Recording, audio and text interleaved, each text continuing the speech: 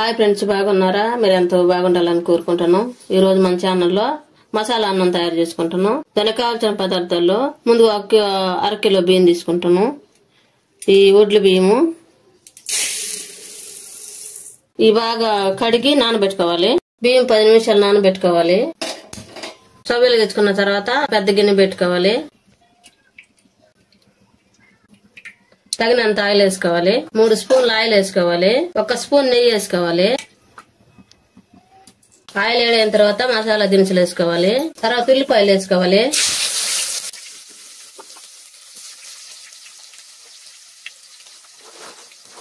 ఉల్లిపాయలు బాగా gold colour వచ్చేదాకా వేపుకోవాలి. త్వరగా గోల్డ్ కలర్ వచ్చేదానికి ఉప్పు వేసుకుంటున్నాం. కల్లుప్పు తొందరగా ఆగుతాయి ఈ విధంగా చేస్తే. ఇప్పుడంతా కలుపుకోవాలి. ఉల్లిపాయలు బాగా గోల్డ్ కలర్ వచ్చిన తర్వాత పచ్చిమిర్చి ఉల్లగడ్డలు వేసుకోవాలి. 1 ఉల్లగడ్డ సన్నగా తరుక్కొని వేసుకోవాలి. 2 పచ్చిమిర్చి వేసుకోవాలి. కరివేపాకు వేసుకోవాలి. ఇవన్నీ కలుపుకోవాలి.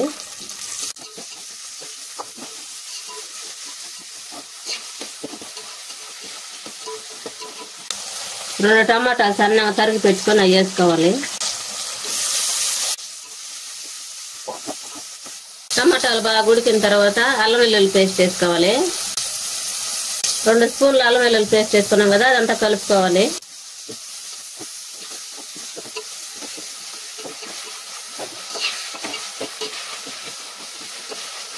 గరం మసాలా వేసుకోవాలి 1 స్పూను. ఇది కలుపుకోవాలి. 1 స్పూన్ బిర్యానీ మసాలా వేసుకోవాలి.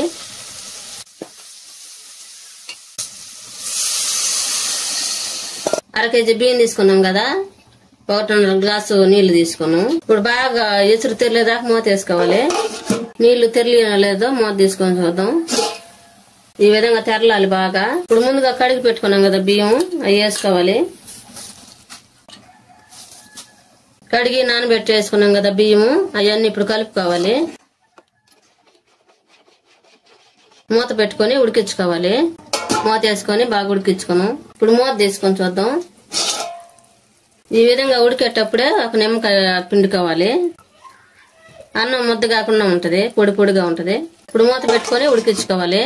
అన్నం ఉడుకుతా ఉంది కదా, ఇప్పుడు స్టవ్ వెలిగించుకొని ఒక కళాయి పెట్టుకొని గార్నిష్ కోసం జీడిపప్పు వేపుకున్నాం. దీనికోసం 1 స్పూను నెయ్యి వేసుకోవాలి. అది బాగా ఏడు చేసుకోవాలి. ఇప్పుడు జీడిపప్పు వేసుకొని వేపుకోవాలి.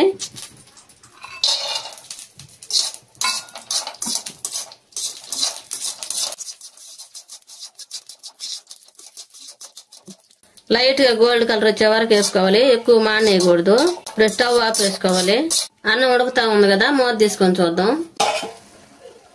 ఇప్పుడు మనం అంతా కలుపుకుందాం.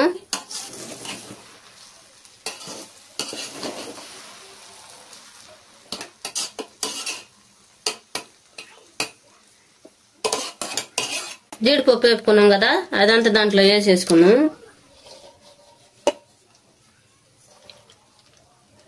అన్నం మొత్తం కలిసేటట్టుగా మొత్తం జీడిపప్పు వేసుకోవాలి పైన గార్నిష్ లాగా. ఇప్పుడు మూత పెట్టుకొని ఉడికించుకోవాలి. ఇప్పుడు అన్నం ఉడికిందో లేదో మూత తెచ్చి చూద్దాం. ఉడికింది. ఇప్పుడు స్టవ్ ఆఫ్ వేసుకోవాలి. ఎంతో టేస్టీగా ఉండే మసాలా అన్నం రెడీ అయింది. మీరు కూడా మీ ఇంట్లో చేసుకుని ఎలా ఉందో మా కామెంట్లో పెట్టండి. లైక్ చేయండి, షేర్ చేయండి, సబ్స్క్రైబ్ చేసుకోండి. పక్కన బెల్ నొక్కండి. Thank for watching.